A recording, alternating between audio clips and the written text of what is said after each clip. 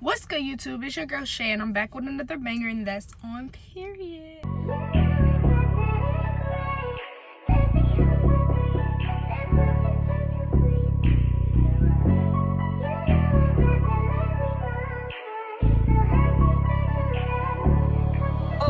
So today it was supposed to be a mukbang slash story time, but you know, I'm greedy and I ate all my food, so it's just gonna be a story time. So let's get into the video. So as some people may know, I have a disorder called endometriosis. I'm going to be sharing with you guys how I was diagnosed and what it's like having endo.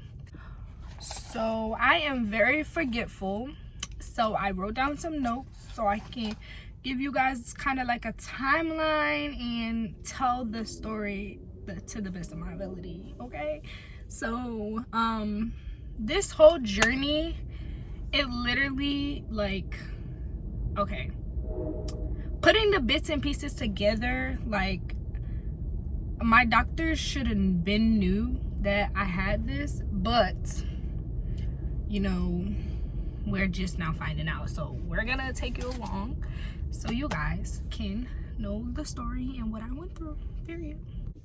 So the first thing I'm gonna talk about is basically what is endo, because a lot of people do not know what endo is, a lot of women especially, and I just feel like a lot of women should be educated on it, because it's very frequent. It's not as rare as people think, and a lot of women do not even know that they have endo. So, you know, I'm just gonna educate you guys a little bit. So endometriosis is a disorder to where your inner lining of your uterus grows on the outside of your uterus. It grows on many different parts of the organs inside of a female reproductive system. Basically what happens is when you have your menstrual period, your blood goes out. It goes out of your vagina, but it also stays inside of your pelvis area as well, so that causes the irritation to grow endometriosis. Being that endo, it can grow on like different organs in your reproductive system. It can lessen the chance of your pregnancy, or it can make you infertile. So that's why they say that you have to get a lot of checkups and make sure you're up to date and everything like that, because if you are trying to get pregnant, that'll be the best way for you to go. And another thing with endo is a lot of people do not have the same reaction to it or the same rate of growth. So I mean, it all depends on what your doctor say your treatment is, even though it's no cure, but it's something to maintain it. So you can just go to your doctor and let your doctor tell you what's the best treatment for you. So now we're on to my journey and how I was diagnosed and what led up to that and all of that stuff. So, you know, let's get right into it. So I got my menstrual period when I was 9 years old. I honestly do not remember the pain level when I was 9, but all I know is as I got older, the pain got worse. Most times it was really bad, like I was coming home from school, or sometimes I didn't really feel like doing anything, honestly. Like my menstrual cramps were the worst, but as I got older, it definitely got worse. My journey basically started when I was in 10th grade of high school. And I could remember that one day I woke up in the morning and like my stomach was like bloated, like it was so big. I didn't feel well at all. Like I was just very sick. I felt sick to my stomach. I just remember when I woke up, I got dressed for school and everything as normal. On my way to school, I literally, like, I felt so sick that I had to throw up. So I threw up on my way to school. Oh, I also threw up when I was home, right before I left. But neither of my parents was home at the time. Me and my brother, we got ready and my aunt took me to school. So they both were at work. So I didn't really like want to call them and tell them like I was sick. I just thought that, like, you know, I didn't feel well for like the moment or whatever, or maybe like, I don't know what I thought, but I didn't tell my mom or my dad that I didn't feel well. So I just like I don't know what I thought, but I just knew that I had I just got my cycle that morning. So I was thinking, like, you know, I just don't feel well because of that. Like, I did not know why I was throwing up. So I went to school as normal. When I got to school, I was feeling a little bit better. I had breakfast, so I guess like that eased my stomach a little bit. I was feeling good. By second period, oh my god, my cramps was through the roof. That's for one. And for two, I threw up like 3 times in that same class. So my teacher was like, well, for one, I told my teacher like 50 times, like, I didn't feel well, like I needed to go to the nurse, and she did not let me until like I actually threw up. Like, and then when I threw up the first time, it just kept, like, I kept throwing up. So I threw up about 3 times before she actually let me go to the nurse. Once I got to the nurse was trying to give me an ice pack. Y'all know those nurses in high school, well, it don't matter what school you're in, but school period, they just give you an ice pack for everything. So she tried to give me an ice pack, and I don't know what I was gonna do with an ice pack when I was throwing up, but whatever, I didn't use it. And I called my mom myself, because the nurse did not call my mom. Like, my high school nurse was like the worst, I swear, but she did not call my mom. Once my mom got there, she, like, the nurse was basically trying to talk to her. Mind you, I'm throwing up the whole freaking time. Like, I'm throwing up, and she's like trying to have a whole conversation with my mom, like, and I'm just like, oh my god, like, I need to go. So my mom usually, like when we're not feeling well, whatever, my mom, she does take us to the hospital. But this day, I did not want to go to the hospital. I was just like, you know, I just want to go home and chill, because, like, you know, I had cramps. So I'm just like, I just want to go home. So my mom took me home for about an hour, because, like, in that hour, oh my god, I was just literally like, sick. Like, my mom, she kept asking me, was I okay? I was in the bathroom the whole hour. Like, I was crying. I cry every time I'm not feeling well. I was crying.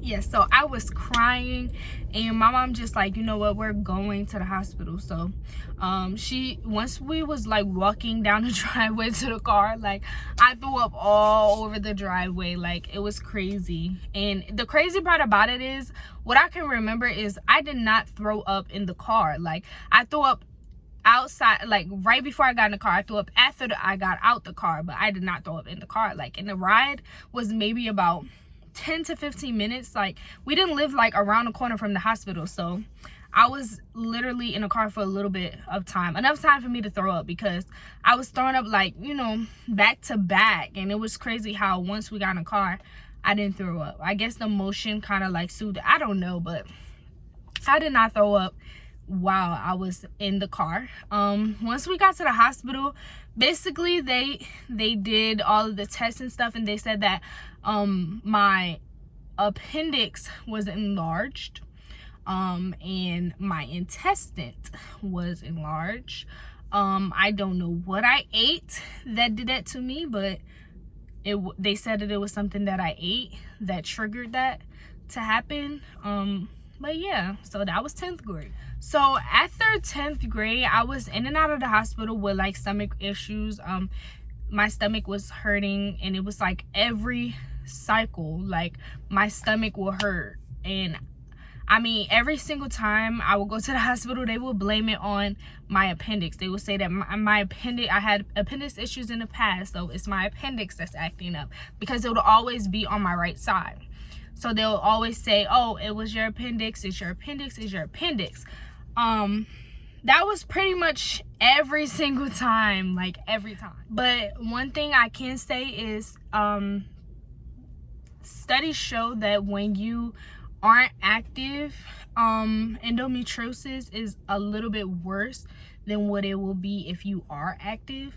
So when I was in high school, I was in dance and cheer, and that was like an everyday thing for me. So I was really active in high school.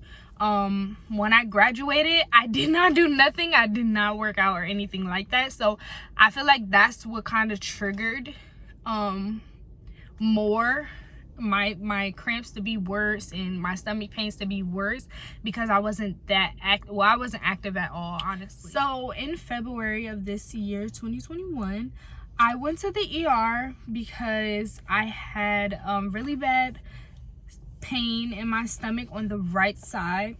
It was like the worst pain ever. I was like bent over. It hurts to walk, everything. So being that, like, before this, I always they always said that it was my appendix. That's the first thing that I was thinking in my head, because it was on the right side. I could barely walk, and I thought that it would be my appendix, it burst or something like that. But the pain was crazy. Oh my god.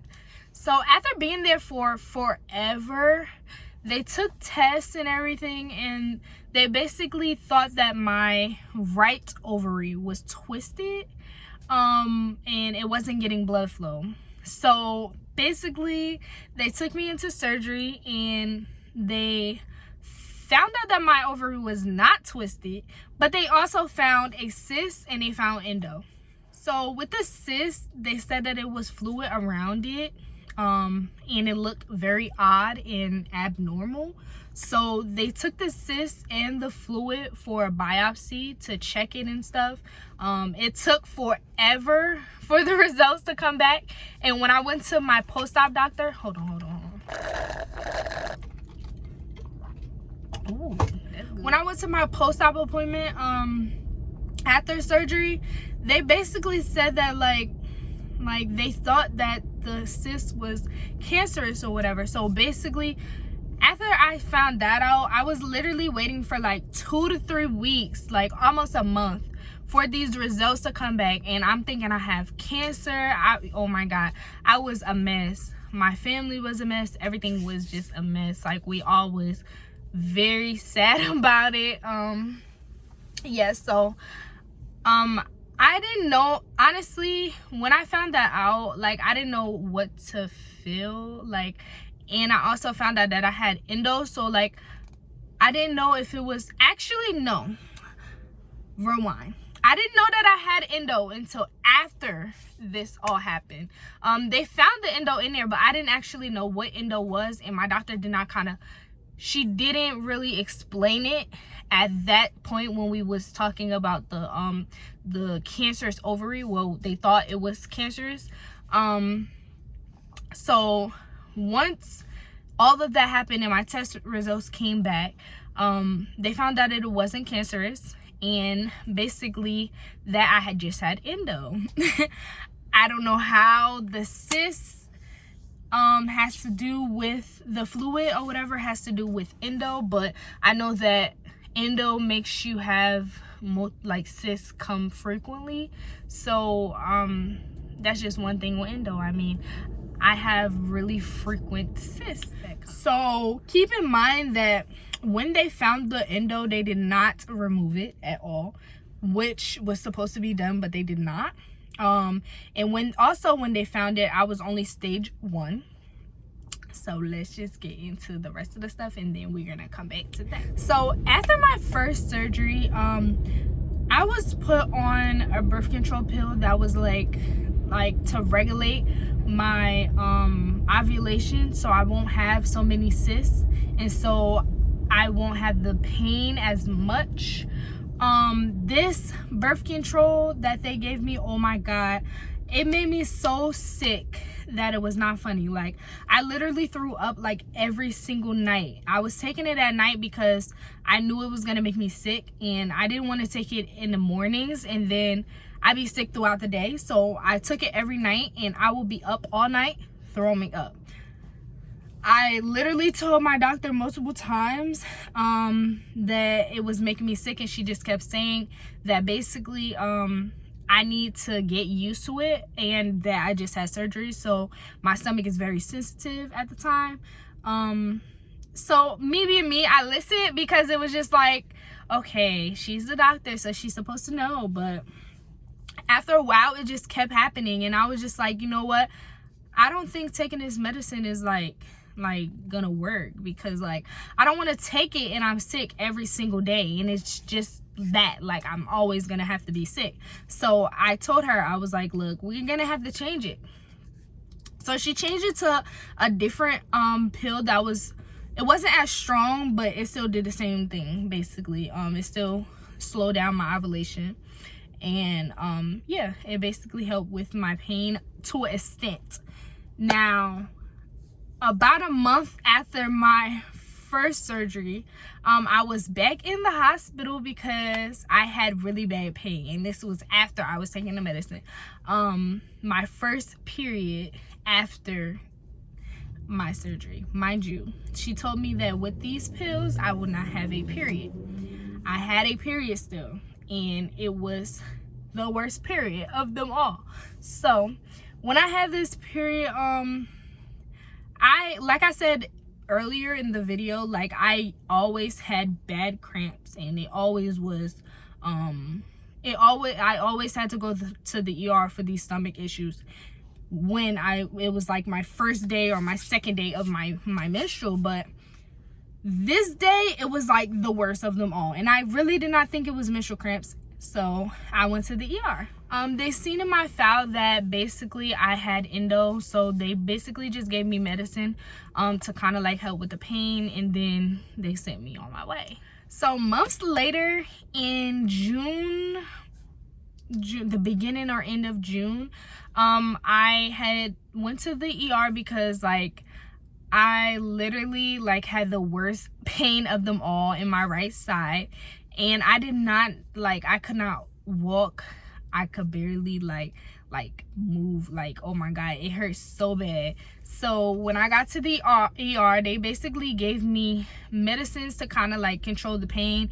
Those were not working, so they were in tests, and they basically found that I had a huge cyst, and they gave me the option to remove the cyst, which means another surgery, or I keep the cyst in there and basically wait it out to see if it's gonna get bigger or get smaller. So with me knowing that I have repeated cysts that comes, I did not want to take the chance of it getting bigger, especially when the pain that I was in was crazy. So I was just like, you know what, we're gonna take it out. But I did think about it for a minute, so they did keep me overnight so I can think about it. And I wanted to make sure, like, because I didn't want to have another surgery, so I wanted to make sure that I knew for sure like I wanted to take it out. So I waited until the next morning. The doctor came in, she asked me did I want to take it out, and I said yes. So that surgery was kind of like it was like a toss-up. Like I could have did it, or I could have not did it. So it was like kind of like a toss-up. I had a choice with that one. Now, after we did those two surgeries, I still had all of the endo in there, and at this point it was getting worse. Like my endo was still growing. None of it was removed, and they knew it was in there, so it should have been removed, but it was not. So one day I was on TikTok and I came across a video of a woman that has endo. She was just stating that basically it's specialists out there that specialize in endo, and they help with endo way more than a gyno can. So my first instinct was to look up a specialist in my area, and I made an appointment. At my first appointment, I found out what stage I was at when I had my first surgery and what stage I was at the moment. So when I had my first surgery, as I said before, I was at stage 1, but they left it in there and it got worse. So I was at stage 2, about to be 3, once I had my third surgery to remove all of the endo. My third surgery was scheduled with my specialist, and he removed everything. And by the time, when I first was diagnosed with endo, I had it only on my right side, but when he went in to remove everything, it spread it to my left side as well. It's it's just it's just crazy because like I literally had to go through 3 surgeries to get everything removed, and now I do not have pain. I'm pretty much good when it comes to my periods, but I know that I'm gonna have to have maintenance surgeries, and I also have to do things like every 6 months I have to do checkups and stuff like that, so scans and everything. So I mean, I know it's a journey ahead of me, but I also know that I'm basically clear right now, and it's nice to know that I won't have pain for the time being, of course, but I'm still glad that for the first time in so many years I am not in pain. So I mean, I thank my specialist, and I thank that lady that made the TikTok. Oh my god, I wish I can put it here, but I'm gonna see if I can find it. If I can find it, I'm definitely gonna put it on the screen, because she was definitely a help by educating me and letting me know that it was specialists out there, and like, she deserves a pat on the back for that. But thank you for watching this video, and please like, comment, and subscribe, and turn your post notifications on so you can know when I post another banger. And I hope this video was very educational for all of my women out there. And let me know if you have any questions. I can answer it to the best of my ability. I am new to the endo game, so I do not know everything, but I do know some things that I educated myself on, just so I can know, you know, what I have and how I can maintain it and all of that stuff. So thank you for watching. Bye.